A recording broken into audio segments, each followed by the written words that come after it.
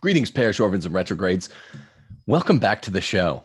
Today, I have with me a friend, Dr. Ed Mazza, who will disagree with me to some extent over the analysis of the three events that we're talking about today. But we're going to mainly bring you some interesting developments relevant to his side of the story and mine regarding Archbishop Vigano, Pope Francis, Pope Benedict XVI, and some developments that have come to you over the last 2 weeks in regard to the Beniplenism issue, for lack of a better term. I don't care for that moniker, Dr. Mazza. I know you might not as well, but I don't know what else to call it. Anyway, welcome back to the show. It's great to be here. Yeah, it's great to have you back. Now, we disagree over the heart of this issue, but there's a lot that I think can be said, notwithstanding the disagreement. First, I want to, before we get into any of it, Ed, I'd like to just once again express true gratitude to all of the parish orphans and retrogrades out there who have been so amazing, so supportive in view of the situation that Steph and I have gone through with regard to Ask Your Husband, which will be up again for self-pub, sale on self-publication, Ask Your Husband, in a matter about a week to 2 weeks time. So thank you, everyone. Everyone's been incredibly discreet, incredibly sensitive, and very, very supportive. We'll have this book up for you for sale again after this really, really bad, really unjust sham of a situation. And I want to thank you all. Now, the what's been downstream of that over the last 2 weeks, where I've been more or less silent, is I've stayed silent where I wouldn't before on rules for retrogrades. Over the course of this time, Archbishop Vigano has called for an investigation prior to the next conclave, an investigation of Pope Francis's pontificate itself. And that investigation he's called for has been amazing. Also, on March the 30th, also during this 2 weeks of odd time for Steph and I, it's actually about 15 days since the hammer really dropped with this sham of a situation for us. There was a March 30th show done by John Henry Westen, which is nothing short of fascinating. I asked Mr. Weston to come on today with me. He's never been on this show to talk and represent his own facts himself, but he either didn't get the email or didn't respond for some other reason. It regards a prophecy by the Italian stigmatist named Antonio Ruffini to the effect that Benedict XVI would be assassinated, and the Pope after Benedict XVI, whether that's Francis or, if Dr. Mazza is correct, someone else, would be the one to consecrate Russia. So I wanted to talk about all of these things in one show here today. Dr. Mazza, maybe you could start us off with the Vigano call for the investigation of Francis's pontificate in between the end of Pope Francis's pontificate and the next conclave. Would you just give us a rundown on that? Sure thing. Well, he gave a wide-ranging interview to Italian journalist Aldo Maria Valli, published April 5th, 2022. And it's almost as if Archbishop Vigano had to force the issue, because the question did not directly relate to Benedict.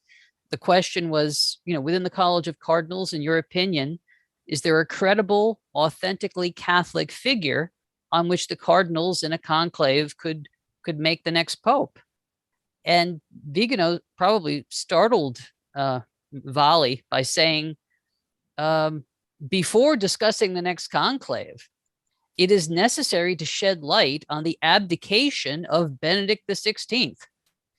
So I feel a little bit vindicated there. But then he goes on to say, and on the question of the frauds of the 2013 conclave, which sooner or later will have to give rise to an official investigation.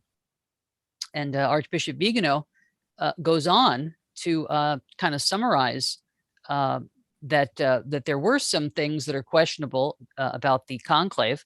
And of course, you've had Julia Maloney on to speak about this issue, and she knows what she's talking about in her book. But basically, and then he concludes his statement by saying, whoever the next pope is, please stop referring to Vatican II and think about the sanctification of the clergy and the faithful. So that's where Archbishop Vigano is basically coming from. Interesting. All right. So there's so much here. And on top of these, I count at least two major issues here. Today, also on Dr. Edward Fazer's blog spot, who's a man that I've openly admired since I knew him at Loyola Marymount back in 2004, and with whom I've very rarely disagreed. He published an article saying that essentially that the position, your position, Dr. Mazza, known as Beniplenism, is scandalous and pointless at the same time. This is a reference to disagreement between a couple philosophers, David Stove and Imre Lakatos, on some finer point in philosophy. And the long and the short of it is this: for a position, a worldview like Beniplenism, the view that Benedict XVI is still the Roman pontiff, to be scandalous and pointless at the same time is likenable to something I think different than the issue of Beniplenism. And I do think it's scandalous.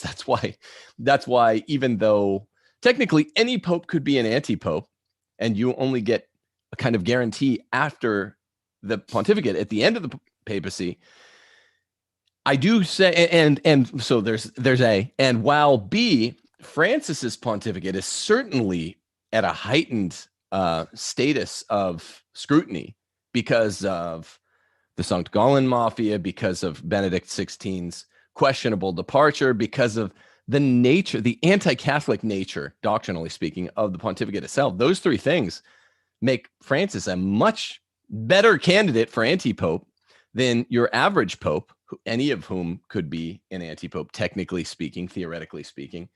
I still say it is scandalous indeed, as Dr. Fazer has said, to claim any kind of substantial certitude previous to the College of Cardinals making the determination that Francis Bergoglio, as he would then be, is an anti-pope. So that's been my position forever. That's my position now. But the idea of it being pointless at the same time, this is strange. I would liken this to, something that's scandalous and pointless at the same time can only be a decision taken that can't be undone. My wife and I, in some hypothetical, were attempting to decide whether to move last year to France or Spain. Mm-hmm. We chose Spain. The borders have since closed, and we couldn't get out of Spain anyway. And now, looking back, say my hypothetical wife says, oh, we should have gone to France. Our lives would be happier. This would be scandalous because you're scandalizing our decision and our decision-making process and our little magisterium of two. But it would also be pointless at the same time because you can't do anything about it. It's too late. I don't think that just because you and I are lay people, laymen, it's necessarily pointless. If true, I think you're wrong.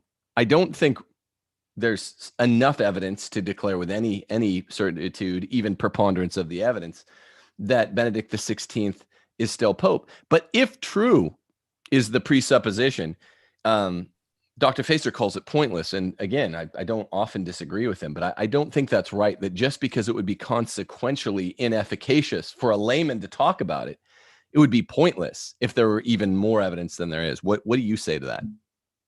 Well, first off, I could be wrong because after all, I'm not a biologist. Right. Yeah.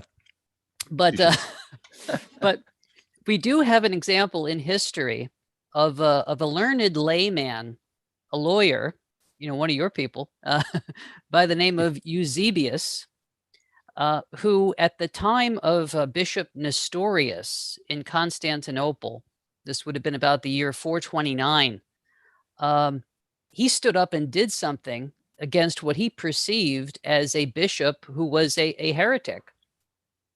Of course, Nestorius was later officially, authoritatively condemned for holding the position that Mary is not the God bearer, which is the Nestorian heresy.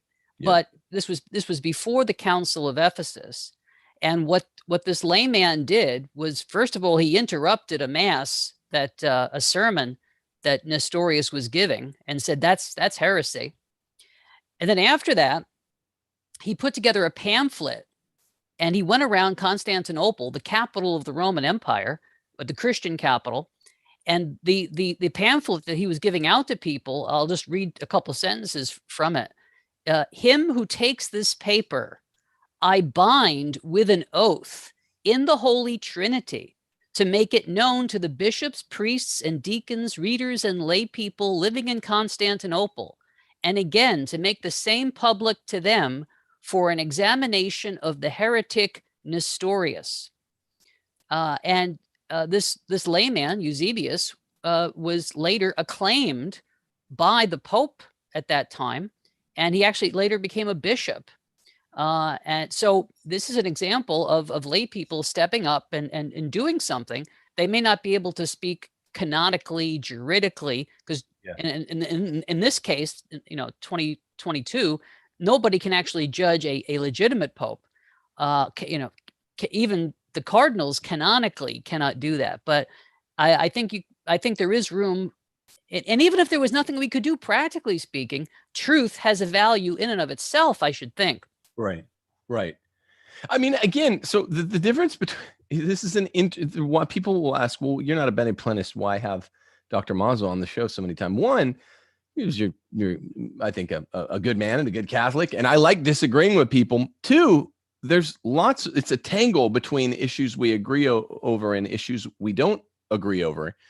And I don't avoid having public disagreements friendly with people anyway, but at the very least, what I would say to you is you're reasoning wishfully, right? And that's kind of what I say to SSPX too. I think people, after the whole ordeal Steph and I have gone through, it's just mortifyingly publicly with regard to an ex-co-host of this show, my brother, is, okay, we understand. People have said, we understand your position on SSPX a lot better, which is just a total side product of this whole thing.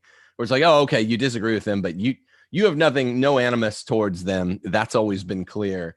We see a lot more clearly now. You just think that the SSPX, even though you disagree with them, you understand how close they are to you culturally. I mean, they're the closest people to me on death penalty, feminism, whatever, in the church of all. And I have tons of SSPX chapel attendees come on this show. Lots of friends of the show, lots of viewers at the SSPX chapel. So all I say is they're reasoning wishfully to believe that you can simultaneously disobey, but also be in full communion with Rome. But now people are like, all the animus is not coming from you, or was not coming from you at the time that you had the co-host Dave on the show. We get that more. I say the same thing to my Beniplenist friends like you, Ed, and like Patrick Coffin. I'm like, look, it warrants the Vigano investigation, because it would be so much better if Pope Francis were not the Pope. But I think he is. I still think easily preponderance of the evidence is that he is, even though this needs to be looked into. Here's why. This is a Pope that has said publicly in interviews, Jesus was not God during his life, Jesus of Nazareth. He's said publicly there is no hell, that souls just evaporate if they are not saved. He said all these things to Eugenio Scalfari and many more things, and did many interviews after he said these things. So we have a big problem if, as I believe indeed he is the Pope. I don't know what to do about that. Then you take in Amoris Laetitia, where he says the logic of the gospel has it, and this is a teaching, the logic of the gospel has it, that a person can never be punished forever. This is almost line by line a contradiction of Catholic teaching. There's a line in Thomas Aquinas' Shorter Summa which says this is the perfect logic of the gospel, that someone be punished forever for even a short momentary lapse. Okay, so it's a big problem. So in a certain sense, it's wishful reasoning, I think, that you're right. But on the other hand, these are issues that need to be looked into, because there's a higher chance vis-a-vis Francis than anyone else who's ever sat Exactly. in the chair of Peter, who maintained the pontificate anyway, along with 29 or 30 anti-popes, of being an anti-pope. So I think we're just playing, all of us laymen who reason about it, and I don't think it's completely fruitless to reason about it just because we're not canonically or juridically, these are not action items for us. We should see this done. I mean, what would be the possible counter argument against Vigano for having this kind of investigation after Francis expires? Can you think of one? Well, maybe this would be a good segue into the next topic that you wanted to cover, and that is that I've always considered myself a spiritual son of Father Nicholas Gruner. And I can remember back in high school in the late 1980s reading the Fatima Crusader and reading in there, like articles by Father Kramer, for example, saying that the traditional mass had never been abrogated, that the third secret was not being released, and that the consecration of Russia had not been done. And I think that Father Gruner and Father Kramer have been vindicated on all three of those, certainly by, Summorum Pontificorum in 2007, where Benedict says that, yeah, the Mass never was officially abrogated. So it might surprise, watchers and listeners to know that as early as 2014, Father Nicholas Gruner came out and said that because Benedict did not renounce the munus, he is still the Pope. And he asked Father Kramer to write a book on it, which Father Kramer has done. And I know there's the video that you want to get to, but so as by way of introduction, it's false to think of Beniplenists as just these rogue Protestant-like people. I'm just following what Father Gruner said and what Archbishop Vigano said. I'm just going where the clergy take me. Yeah, we're one clergy, and I've never on this show, even though I do disagree with you about the conclusion of Beniplenism, I've never stated that this is the same thing as sedevacantism. I don't know what you guys do if Benedict or Francis die before this is sorted out, especially Benedict, but it isn't sedevacantism, and it isn't, it's difficult to say whether or not it would be in the technical sense even a materially schismatic position. But it is scandalous, I say, to say what I believe you do. Well, it's substantially certain. Nevertheless,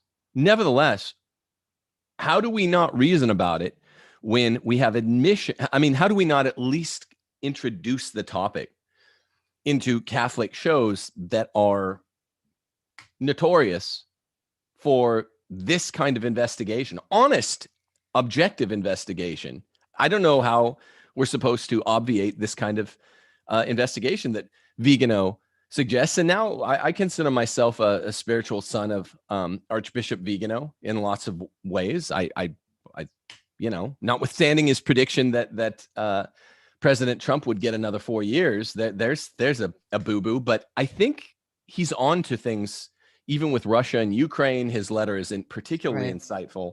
And as long as I've been YouTube casting, live streaming, what have you, Vigano has always been something of a pole star, and he's a little at times more extreme, slightly more extreme than I want to go, but other times right where I do. So I don't understand how more mainstream right-wing Catholics are tripping around saying the obvious conclusion, which is that we're going to talk about the other prophecy from the Italian stigmatist in a minute, but how do you not at the very least acknowledge, this is probably a pretty good idea to, at the end of this pontificate, and I do call it a pontificate, investigate, because we have admissions by what would be a party opponent in law, like the late Cardinal Gottfried Daniel, saying we did this canvassing mafia club, which is against the rules. And Austin Ivory, the Pope's own biographer, said that this canvassing extended so far as to include a kind of checkpoint where the St. Gallen Mafia members went to Bergoglio and said, kind of with a wink and a nod, hey, would you take the office if we canvass for you? And he's equivocated on that. But that warrants looking into because of a document circulated by Pope John Paul II, Universi Dominici Egregius, which says that that's invalidating type behavior. So on that basis alone, forget the ministerium and the moonist stuff. Forget that. Just remember this single point, along with Benedict XVI's strange departure, and along with the nature of the Francis pontificate in and of itself. He's done doctrinal gymnastics that we, previous to Francis, thought simply couldn't be done by a pope. So why not look into it? Now, you toss all this in, amongst all this, let this circulate at the sort of middle or near back of your brain for a minute. And then you go watch this March the 30th show that John Henry Westen did on the John Henry Westen show about this Italian stigmatist, Antonio Ruffini, who in 2012, before there's any indication that Benedict would leave the following year, Benedict the 16th, he prophesied would be assassinated, and that it would be the Pope after Benedict the 16th who would consecrate Russia. That's very, very interesting, because 5 days prior to this show that Mr. Weston did, of course, Pope Francis consecrated Russia. Now, Ed, I want you to give your full analysis here. Obviously, you're going to say, well, the Pope after Benedict to consecrate Russia is still something that should be uttered in the future tense, rather. Because, of course, the Pope after Benedict, in your mind, is not Francis. In my mind, I say, well, this just means Francis. It's still a very interesting prophecy. The only thing I would say, the only component of Ruffini's prophecy that has not yet come to pass would be Benedict XVI's assassination. What do we make of that, particularly in view of Vigano's call for an investigation of Francis' pontificate? Well, John Henry Westen based his remarks on this video that was circulating the internet. Again, as you said, it's from 2012, and it's a panel, and Father Gruner and Father Kramer are talking, and they admit that it doesn't look like Benedict XVI is going to be the one to consecrate Russia. And then they talk up about the fact that, according to this stigmatist, it's not going to be, he said it was not going to be John Paul. It wasn't going to be the Pope after John Paul. It was going to be the Pope after that. And so Father Kramer, actually, in the video, brings this up. He says, now, some people are upset about this because, according to Catholic prophecy, the Pope, after the Pope, in other words, John Paul, the next Pope, the person after that is supposed to be an anti-Pope. And so how can an anti-Pope, consecrate Russia? And Father Kramer says, obviously, Catholic prophecy is not speaking about an anti-Pope doing a consecration, but an actual Pope doing the consecration. So it'll be the true Pope after the reign of the anti-Pope. Now, I said to myself when I watched the video, where is Father Kramer coming up with this prophecy that after Benedict, there would be an anti-Pope? And there's only two sources I can come up with. Maybe somebody else can come up with something else. But first, according to the prophecy of Malachi, in which he gives these little details about all the different popes, right? And then the last pope that he speaks about is the code name is Glory of the Olive, and that is supposed to represent Pope Benedict. And after him is supposed to be a time of trouble, and then Peter the Roman is going to appear. So now, so if that is a true prophecy, and that's open to debate, then it would be Peter the Roman that would be the true pope who would do the consecration, and not the anti-pope that preceded him. And then the other thing that Father Kramer could be referring to is the fact that Malachi Martin was on public record. He gave a talk in Dearborn, Michigan in 1989, and he said that we're going to be facing an anti-pope. And of course, Malachi Martin had read the Third Secret. And when Father Kramer asked him one time, and Father Kramer gave his own opinion and said, I think the Third Secret refers to an anti-pope who's a heretic, Father Malachi Martin said, would that was the only thing that the Third Secret talked about. So perhaps that is why Father Kramer and Father Gruner were speaking as they did in that video. A couple things. One, quick plug. On Quite Frankly's channel, he and I are co-hosting a weekly book club for Windswept House, beginning the weekend after Easter for Windswept House. So if you want to be a part of that book club, all you have to do is read 100 pages a week and then tune in on, I think we're doing Friday nights, to Quite Frankly's show, Malachi Martin. I have dismissed Malachi Martin in the past, and Marshall and I both did on the TNT show. And I would say that a little bit like Father Gruner, who's been partially accredited posthumously over the last 3 years, same to Malachi Martin, who has seen several issues at least half vindicate some of his claims that sounded wackier even 4 years ago. So we're doing this Windswept House reading group. Lots of parish orphans and retrogrades will take part in that. Frank on his channel is bringing a lot. He's, talking about Catholic stuff more and more and more these days. And his audience isn't even expressly Catholic. So they're very interested in it. You guys will be too. Check out Quite Frankly's podcast. And it's going to be the Friday nights that over the course of 6 weeks, we read 100 pages a week, and he and I will comment. That's one thing. Secondly, I would like to say, hey, I am having a second look at some of the Fatima Center guys. I've always admired Chris Ferrara and his work with the Fatima Center, but Gruner, Father Kramer, these guys, I am having a second look at, because I might have written them off before, and they're sounding, or half listen to them. They're sounding more and more reasonable to me these days, notwithstanding any of the Beniplenism stuff. Okay. So I don't know. I just want to do an admission. Maybe I was too dismissive of Gruner, Kramer, Malachi Martin altogether. I will say, though, with regard to the thing that you just mentioned, Dr. Mazza, Malachi Martin is allegedly under an oath not to reveal any part of the third secret. So if he said, would to heaven that in Antipope were the entirety of the third secret of Fatima, then he would be revealing. And he, on all of his 7 interviews with Art Bell over the years on Coast to Coast AM, he always insisted, I'm not going to tell you any part of it. So that is allegedly, if someone voluntarily said something that was in the third secret and he merely confirmed it, then he's technically not revealing it. Okay. Yeah. Jesuit education. Back to elementary school. But yeah, that's, I mean, there's a confirmative way of doing it, but that doesn't mean it's not true. It would just mean he's right. Maybe revealing more than he's supposed to. Right. And by the way, Tim, while we're throwing out shameless plugs, could I mention I have an upcoming course on St. Augustine I'd like to mention for the folks. Yeah. We're going to start on Mercy Sunday. And for the next 4 Sundays, we're going to talk about St. Augustine's guide to sanctity during societal collapse.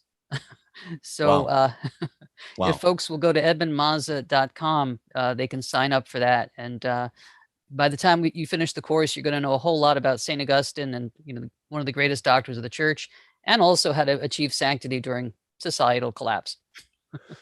Yeah. Okay. So edmundmazza.com, right, Ed? That's right. Okay. Yeah. People go check that out. Another plug. One, if you want to support this program, we need it more now than ever. And people know what I've been referring to all these months. I knew this attack was coming. I didn't know the form it would take. Go to Timothy J. Gordon Patreon page. We do need your support. If you want to support the program, that's the best way. Also, buy The Case for Patriarchy, my book that's out. And when Steph's book comes back out, buy Ask Your Husband. That will be the best way to support this program. It will remain the best ways to support this program. But for now, we do need your support on Patreon. And we are under attack from several facets of the church, left and right. So do that, please. We really always appreciate it. Like, subscribe, click the notification bell, of course, as always, and get the hell out of your blue state. Get to a red state. You got to do it. You have to see the quickening, to use Malachi Martin's erstwhile term, of the unraveling of the world. It's going fast. No matter what's happening, it's confusing and it's going fast. So get to a red state, and to do so, go to realestateforlife.org. If you think this just sounds like a infomercial, think again. I mean, literally, I wish I'd used them to get here to Mississippi. Get from your blue state to a red state, go to realestateforlife.org. Okay, so can you care to begin wrapping up here, because we're under the gun, with a little bit of a quick analysis about Vigano calling for this investigation prior to the next conclave? We disagree as to who's Pope, Ed, me and you. You say it's Benedict. I still say it's Francis. I think it would be better if Benedict were, but neither of us could come up with one good reason against Vigano's calling for an investigation as to whether or not Francis was really Pope. Right? Am I safe in saying Yeah, that? I mean, as to the accusation that we're scandalizing the little ones, I think Bergoglio has already scandalized everybody by worshiping Pachamama in St. Peter's Basilica.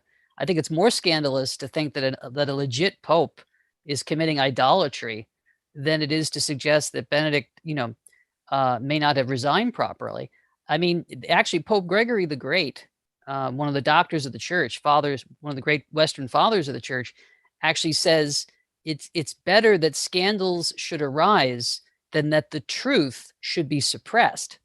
So I think there are times in the life of the church when things get so haywire that really you gotta call it like it is and try to investigate the truth, even if it seems on the surface to be scandalous to do so. And I think Archbishop Vigano, he's not afraid, to go there. In fact, in addition to the interview that we just talked about, he also gave another interview.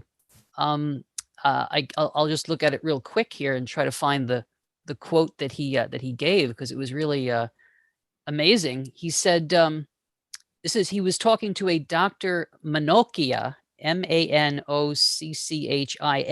This is also at LifeSite News. And the Dr. Manocchia asks him a question about what we're facing and in the church with the St. Gallen Mafia and with the World Economic Forum. And Vigano says something that's quite extraordinary. He says that we're facing a global coup that involves both civil society and the church. Both are infiltrated and controlled by characters who use their power and the authority that derives from it, not for the purposes of the institutions they govern, but in order to destroy them.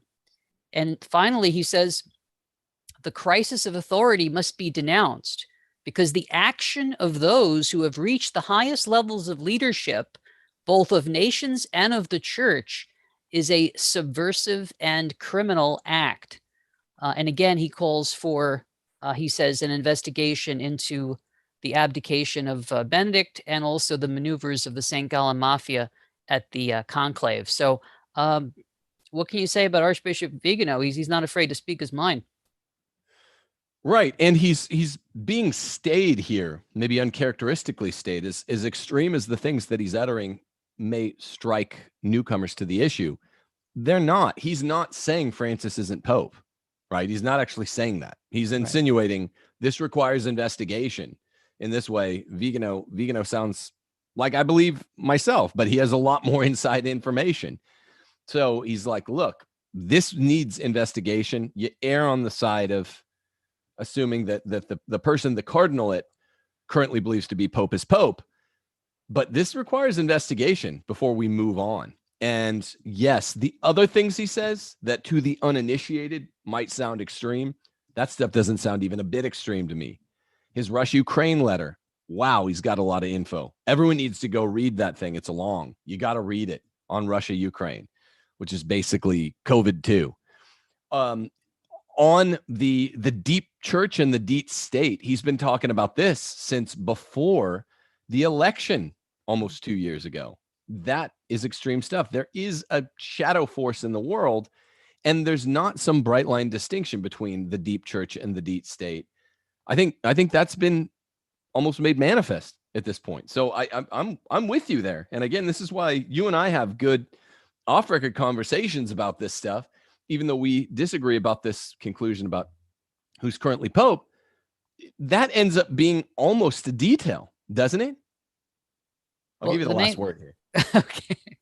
I mean, my thesis is called the Mazza hypothesis. And, I do want to stress that hypothesis means hypothesis. It simply means that I think the preponderance of the evidence is that there was something wrong with Benedict's resignation. But at minimum, I agree with you. What we need at minimum is an investigation. Where there's smoke, there can be fire. And so we're under attack by the Freemasons and the communists, and anything could be going on. And to get to the bottom of it is the important thing. Amen. With regard to this prophecy from the Italian stigmatist Antonio Ruffini, I would say it's super interesting. And this is why I wanted to have John Henry Westen on about it. He sounded a lot like me. I think he's inclines towards, until we know more, definitely say Francis is Pope. But it could go either way with respect to that issue. Qua the question, who is Pope? The fact that Benedict XVI, it looks like, is going to be assassinated, according to this prophecy, assuming it's true, which I don't accept at face value. And that the Pope after Benedict XVI would consecrate Russia. That could go either way, right? And so John Henry Westen seemed to be regarding it with similar kid gloves to me, but he was very fascinated by it, like I am. And I think everybody else in the media, aside from a few other guys like John Henry and myself, are like, yeah, you don't have to be all in or all again. It's kind of like, I'm of the mainstream point of view with regard to A, B, and C, but with regard to D, E, and F, the details are very interesting and even instructive. So, Ed, as always, thanks for joining me. We're out of time. I do have a hard out at 6, but God bless you, man. And God bless you. Let's see more information. Then all guys like you and I want is to be proven right or wrong, but definitively. Who cares who's right or wrong? We need to be proven right or wrong definitively, and then amend our lives accordingly. Amen. And a happy birthday to Pope Benedict on Saturday. He's going to be 95 years young. Nice. All right, man. God bless you. God bless Parish orphans and retrogrades out there. God bless you. Deus Volt. Tough times ahead, but that's what we're built for, to be saints, as Patrick Coffin says. God bless you all.